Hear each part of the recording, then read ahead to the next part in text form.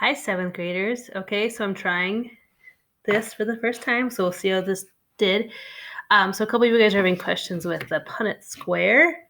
And I know we've talked about this a little bit, but just a reminder, the Punnett square is when you are going to try to find your percentage of outcomes for your offspring. So if you look at your Punnett square, you have your two main words. You have your genotype, which is going to be what we call the alleles. And these are going to be the letters that represent the traits.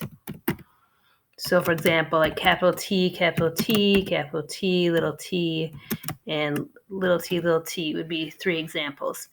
And those are what you get from the parents. Now you might be asking for the phenotypes, and the phenotypes is the actual physical characteristics, the physical trait. So what color eyes do they have? Do they have blue eyes? Do they have 6 legs? Do they have, black and brown spots? Whatever the actual trait is that you're looking at.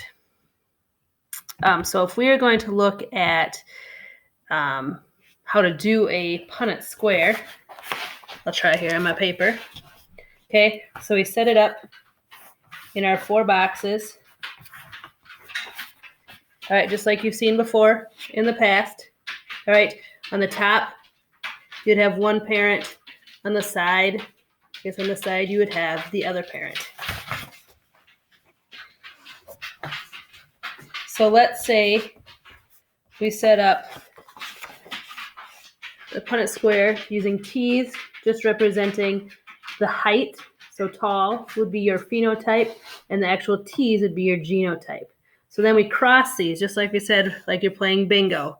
So everyone is just going to go down and across, usually putting your capital letters first because that is your dominant trait versus your small ones, which are your recessive trait.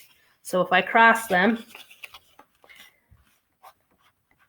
I bring from the top and across, from the top and across. And as you can see, I'm keeping the capital letters first. Just keeps it organized, easier to read. Now, if we are looking at genotype,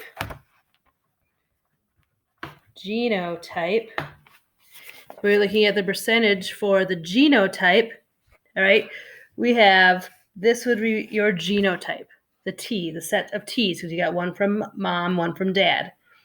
So you have 1, 2 that are capital and small. So that is a 50% chance, or 2 and 4, of having one dominant and one recessive trait. You then have a 50% chance of them being 2 recessive traits. If you look at your thing, you got 2 out of 4 and 2 out of 4. If you're looking at phenotype, you're going to look at the actual characteristics. What do they have? So for phenotype,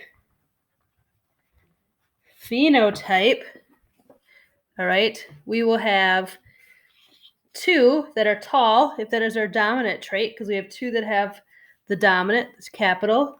So you have 50% that are tall, and then you have 50% chance of them being short. All right, and so that starts fresh every single time you have offspring. All right, it's kind of like rolling the dice, like you guys learned in math class. So this is how you could set up your Punnett squares and look at the genotype as a keyword you should know. Think about the genes.